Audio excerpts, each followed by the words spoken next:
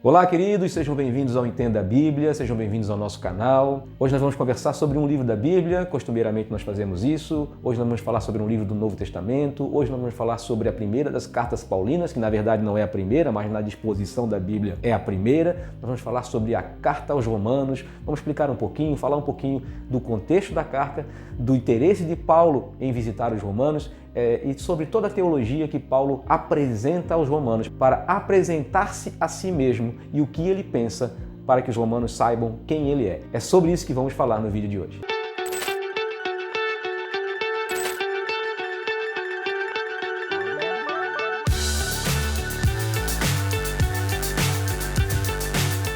Como eu falei anteriormente, é a primeira carta que aparece aqui, a primeira carta paulina que aparece na nossa Bíblia, mas não é a primeira carta que foi escrita. Paulo provavelmente escreveu Gálatas primeiro do que Romanos, mas sobre Gálatas a gente vai falar em outro período. Agora nós vamos falar sobre o livro de Romanos, uma carta que foi escrita na terceira viagem de Paulo. Provavelmente Paulo estava em Coríntio e tinha um interesse de visitar Roma e interesse de visitar os irmãos, como ele sempre fazia. Paulo não foi um fundador da igreja em Roma, mas a igreja em Roma já existia na época que Paulo escreveu essa carta. Ele tinha um interesse em visitar Roma, talvez para visitar verdadeiramente os irmãos, para conhecer os irmãos, para pregar lá, para ensinar um pouco do evangelho aos irmãos, mas talvez também só para ter uma passagem para poder de Roma partir para a Espanha, porque Paulo tinha um interesse, ele relata isso, dizendo que ele tinha um interesse de conhecer a Espanha, de pregar o evangelho na Espanha, pregar o evangelho aos judeus, às sinagogas judaicas na Espanha.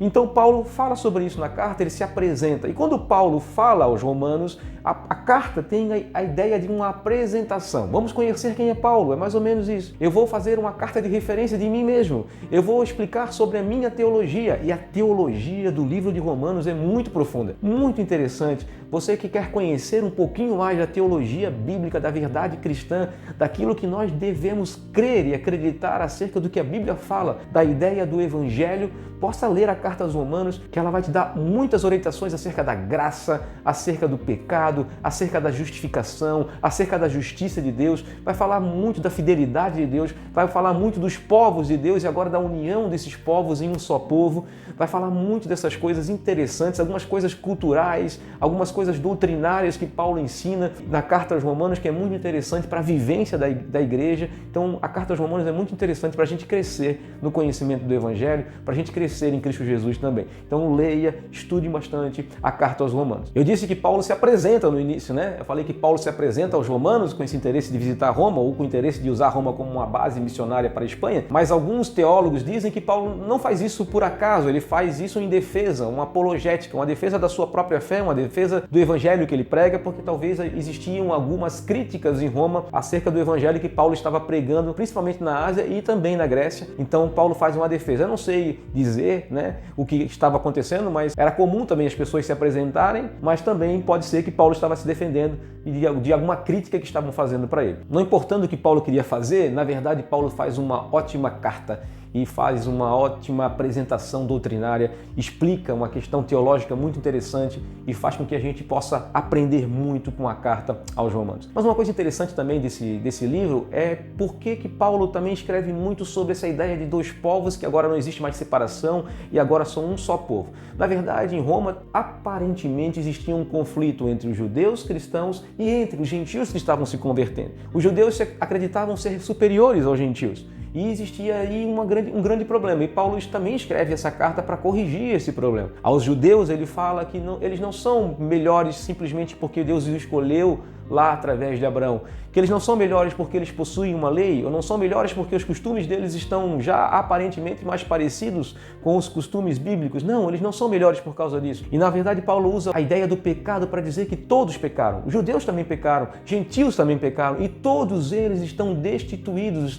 são carentes da graça de Deus. Todos eles precisam de Deus. Não importa se são judeus ou se são Gentios, todos eles, de alguma forma, perante Cristo e a justiça de Cristo, todos eles precisam agora ser justificados em Cristo Jesus e serem justificados pela fé e não simplesmente pela obediência da lei. Eles precisam crer em Jesus e precisam permitir que o Espírito Santo transforme a vida deles para comprovar que essa fé é verdadeira, que essa fé é genuína. Então, existe um primeiro conflito aí. Lá no final também, Paulo, para evitar uma soberba dos gentios em relação ao que Paulo tinha escrito antes, acerca de que todos pecaram, então Paulo coloca em pé de igualdade tanto judeus e gentios, que todos eles são carentes da graça de Deus e todos eles precisam crer em Jesus para serem salvos. Paulo, para evitar que agora exista uma soberba da parte dos gentios, ele também fala, cuidado, eles são a oliveira verdadeira, os gentios, vocês são a oliveira selvagem. Vocês agora foram enxertados na oliveira verdadeira por meio de Jesus. Agora vocês são povo de Deus, judeus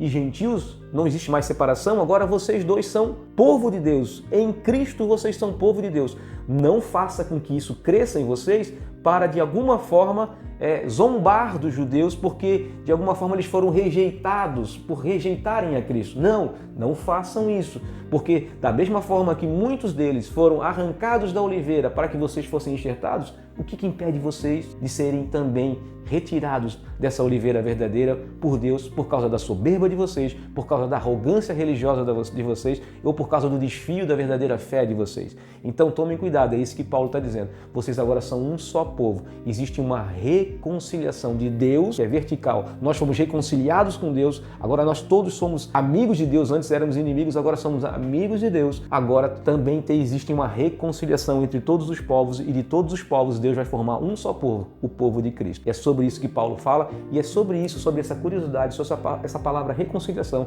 que eu vou falar no próximo vídeo para complementar um pouco disso que eu estou falando aqui no livro de Romanos. Então, para você crescer, leia o livro de Romanos, estude o livro de Romanos e aprenda com Paulo. O que Paulo está ensinando ali é muito profundo e muito importante para a minha fé e para a tua fé. Então, vamos crescer no conhecimento, na leitura bíblica, nas nossas meditações, e vamos aprender colocando em prática os ensinamentos de Paulo que ele escreve à igreja em Roma. Um grande abraço, que Deus te abençoe, espero ter te ajudado, que você seja muito abençoado ao ler o livro de Romanos. Fique com Deus.